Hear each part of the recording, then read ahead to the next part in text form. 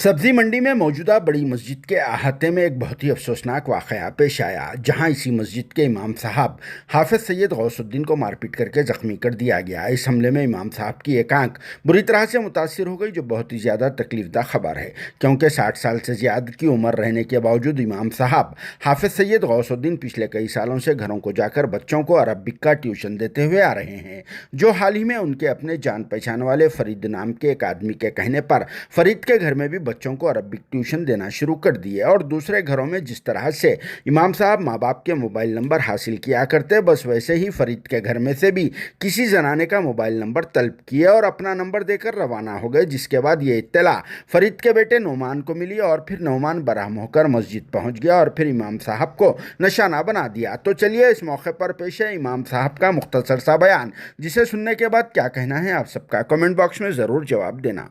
Bureau report, RS news, Hyderabad. अस्सलाम वालेकुम रहमतुल्लाहि व बरकातुहू। मैं हाफिज सैयद गौसुद्दीन सब्जी मंडी बड़ी मस्जिद का इमाम 17 साल से इमामत अंजाम दे रहा हूँ। मैं बहुत ही पाबंद, खुलूस, मोहब्बत वाला, कोई मेरा रिकॉर्ड ख़राब नहीं। मैं कई बच्चों को ट्यूशन दिया, हिफ्ज़ करे नाजिरा हुआ मेरे पास। मसला ये था कि ये उनके बच्चों के नाना फरीद भाई आसिफ नगर पे घर है उनका, नया ट्यूशन था, 4-5 दिन से पढ़ा रहा था। मेरे को दूसरे ट्यूशन में जाना रहता है शॉर्ट टाइम में। मैं बच्चों को ये बोला, स्टूडेंट को, भाई हर जगह हम लोग क्या है वालिदैन को नंबर देते, मेरा नंबर दे दो उनका नंबर मेरे को दे। मैं मैं बच्चे को, स्टूडेंट को बोला, जनाना से मेरी कोई बातचीत नहीं हुई। इसी मसले में मैं जैसे असर की नमाज को अंदर आती, वो नुमान भाई आके मारना शुरू करे बच्चों के मामा। कहाँ पे थे आप? मैं मस्जिद में था, नमाज पढ़ाने के लिए आया था असर की नमाज को 5 बजे। तो ये मस्जिद के अंदर हुआ? मस्जिद के अंदर हुआ।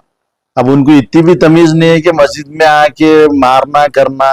अगर ऐसा कुछ है तो इतना तो कंप्लेन करना था, 4 आदमी में बिठाना था, पूरी करना। ऐसा जाहिलाना हाथ उठा के इमाम की इज्जत नहीं, कुछ नहीं, ऐसा करे तो कैसा है। इतने पढ़े लिखे आदमी है, उन्होंने एब्रॉड भी जाके, ऑस्ट्रेलिया को भी जाके, क्या करे नहीं मालूम। इस तरीके से उन्होंने जाहिलाना हरकत करे, मेरे को बहुत तकलीफ पहुंचाया उन्होंने। फिर मैं कुलसुमपुरा पुलिस स्टेशन को जाके कंप्लेन दर्ज कराया रात में। फिर मैं उस्मानिया को गया 1 बजे जाके MLC ला के सबमिट करा। आज सुबह में आओ बोल के बोले थे, सुबह में भी गया जाके। फिर दोपहर में बोले जाके एक्नॉलेजमेंट लेके आया। बस यही मेरी ख्वाहिश है कि उनको कड़ी से कड़ी सजा दे। उनको ये मालूम होना कि इमाम की, उलमा की क्या इज्जत है। मुसलमान पहले ये समझना चाहिए। गलत कुछ भी सुने करे, फोन नंबर बोले, वो बोले जाके मार दिए। फिर गलत सलत लोगों को मेरे ताल्लुक से जाके कुछ पूछे नहीं? कुछ भी नहीं पूछे। मैं बोल रहा कहीं को मार रहे, भाई क्या है बोले तो मारना शुरू कर दिए। नंबर पूछा तो मैं ऐसा हर ट्यूशन को नंबर लेते पढ़ाने वाले, कांटेक्ट के लिए आ रहे, मिस कॉल दे, उजू करके बैठने के लिए। उनके वालिद साहब को पूछ सकते, फरीद भाई को, उन्होंने खुद मेरे को ट्यूशन को बोले, उन्होंने खुद बोल रहे कि भाई ऐसा कैसा जाहिलाना मारता हमारा बच्चा, मेरे को मारो बोल के बोलो। बोला उनको कैसा मारते भाई, बड़े हैं कैसा, उतने तो हम जाहिल नहीं है ना भाई।